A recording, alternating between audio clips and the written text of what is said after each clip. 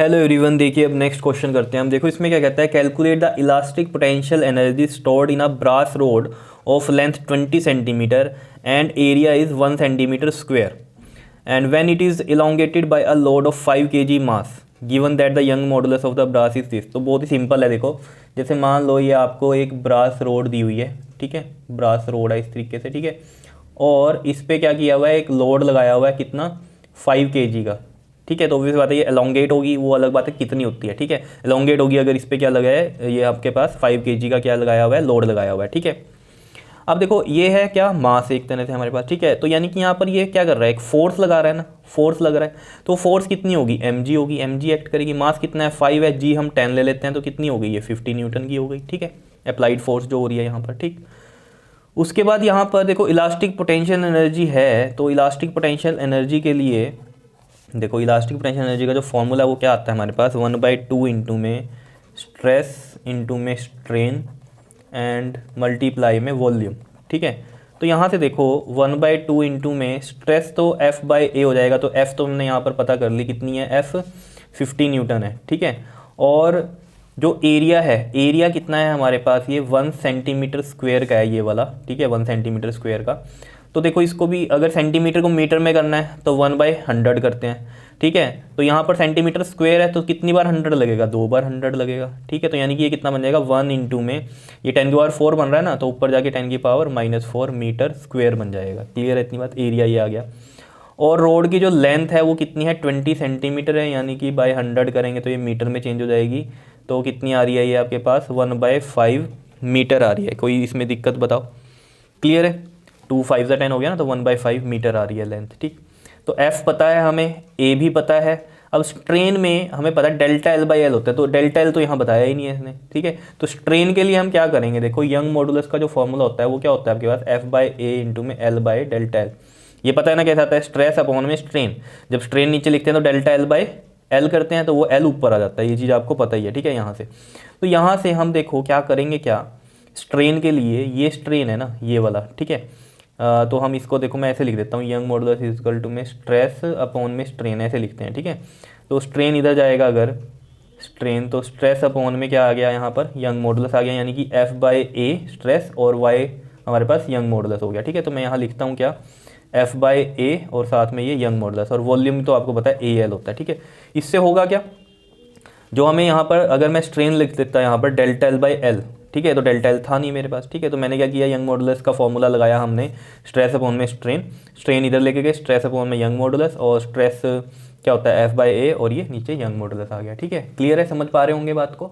तो यहाँ पर देखो अब सब कुछ हमें पता है, यहाँ तो वैल्यूज ही पुट करनी है। तो 1/2 इंटू में F कितना है हमारे पास, देखो 50 है, और ये F भी 50 है, A है हमारे पास कितना, 10⁻⁻⁴ लिख सकता हूँ, 1 इंटू 10⁻⁻⁴ को 10⁻⁴ लिख सकता हूँ, ठीक है।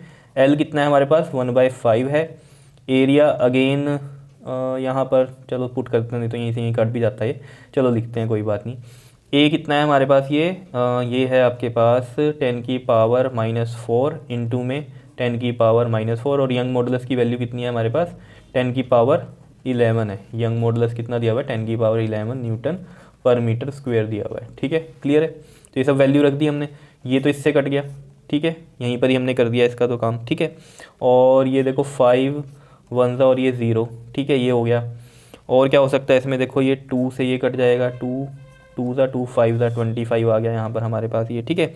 तो यहाँ पर देखो जरा, अब 25 इंटू में ऊपर क्या बचा, सिर्फ 10, नीचे देखो जरा 10⁻⁻⁴ और ये 11 11 - 4 करो, क्या बचा, 10⁻7, और एक ऊपर 10 है, कितना बच गया आपके पास, ये 10 ऊपर 1 है और नीचे क्या है हमारे पास 7 है, तो ऊपर जाके 1 - 7, तो माइनस का 6 बचेगा। क्लियर है, इतनी बात समझ में आ रही होगी आपके, ठीक है। तो बस सिंपल है, इसको अब हम इसमें क्या होता है हमारा, ये जाउल होता है, ठीक है।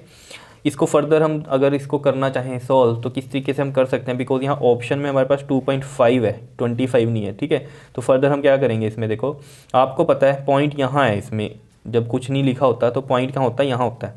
जब पॉइंट इधर लेके जाना है ना, जैसे मेरे को लिखना है 2.5, तो मैं यहाँ 10 से मल्टीप्लाई करूँगा, ठीक है। जैसे इसको ऐसे समझो, 2.5 है, जैसे पॉइंट इधर हटाना है हमें, तो हम क्या करते थे, 10 नीचे लगाते थे, तो पॉइंट यहाँ आ जाता है, समझ रहे हो।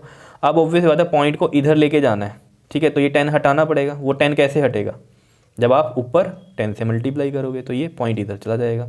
क्लियर है इतनी बात या नहीं बताओ, समझ रहे हो? ये चीज़ तो आपकी क्लियर हो रही है ना कि ये पॉइंट यहाँ आया। अब जब ये 10 को आपको हटाना है, इधर लेके जाना है, ठीक है, तो इधर लेके जाना है अब आपको, तो ये 10 हटेगा यहाँ से, ठीक है, समझ रहे हो ना ये चीज़? तो जब हम लेफ़्ट में जाते हैं, ये चीज़ याद रखना, लेफ़्ट में पॉइंट को लेके जाते हैं तो यहाँ पर पावर्स प्लस में चलती हैं 10 की। और जब हम क्या करते हैं, जैसे हमने ये 2.5 लिखा था ना, पॉइंट हटाया तो 10 लगा, तो हमने पॉइंट राइट साइड लेके गए तो 25 बचा और ये 10 आ गया, है ना। पॉइंट जब हमने पॉइंट हटाया तो ये इस तरीके से आएगा 25/10, तो 25/10 10 की पावर -1। तो याद रखना जब राइट साइड जाता है पॉइंट तो जो 10 की पावर्स माइनस में चलती हैं, जितना भी लेके जाए, 1 लेके गए तो -1, 2 लेके जाते तो -2, ठीक है ना। जैसे 0.25 होता तो पॉइंट हटाते तो मैं 25/100 लिखता ना, तो यानी कि 25 × 10 की पावर -2 बनता। तो राइट साइड लेके जा रहे हैं तो 10 की पावर माइनस में चलेंगी मल्टीप्लाई में, और अगर हम लेफ्ट साइड लेके जा रहे हैं तो वो पॉजिटिव में चलेंगी, ठीक है। तो जैसे अब यहाँ पर मैं पॉइंट यहाँ है तो इसको लेफ्ट साइड लेके जाना है, तो 2.5 इंटू में 10 लगाएंगे, 10 की पावर 1, क्योंकि एक पॉइंट लेफ्ट ले गए तो प्लस का 1, ठीक है, इंटू में 10 की पावर -6। ये याद रहनी चाहिए आपको कन्वर्जेंस। 2.5 इंटू में 10 की पावर कितना आ जाएगा यहाँ पर आपके पास, -5 जूल आ जाएगा, ठीक है। तो ये थी इलास्टिक पोटेंशियल एनर्जी, ठीक है। तो यहाँ पर ऑप्शन यानी कि कौन सा सही है, ऑप्शन ये आपके पास सी वाला सही है, ठीक है, इनमें से। तो ऑप्शन जो होगा वो कौन सा सही है, सी इज़ करेक्ट।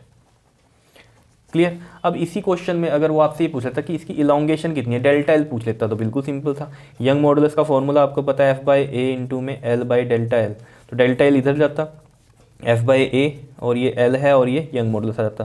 तो F कितना है, 50 है, एरिया कितना है हमारे पास 10 की पावर -4 है, L कितना है हमारे पास इसमें 1/5 है, और यंग मॉडुलस कितना दिया हुआ है 10 की पावर 11। तो ये सॉल्व हो जाता है यहाँ पर, देखो 5 ये 10 हो जाता, और नीचे कितना आया है -4 करेंगे 7, और ऊपर जाएगा तो -6, तो 10 की पावर -6 मीटर। चाहिए बहुत कम है वैल्यू, ठीक है, लेकिन ये दिखाई दिया आपको, ठीक है, चाहिए वैल्यू कम है, ठीक है, लेकिन एलोंगेशन तो हुई है, चाहे भले ही बहुत ही कम हुई है, ठीक है, हुई तो है।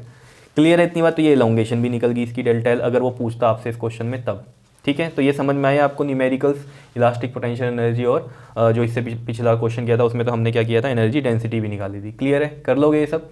ओके जी, थैंक यू।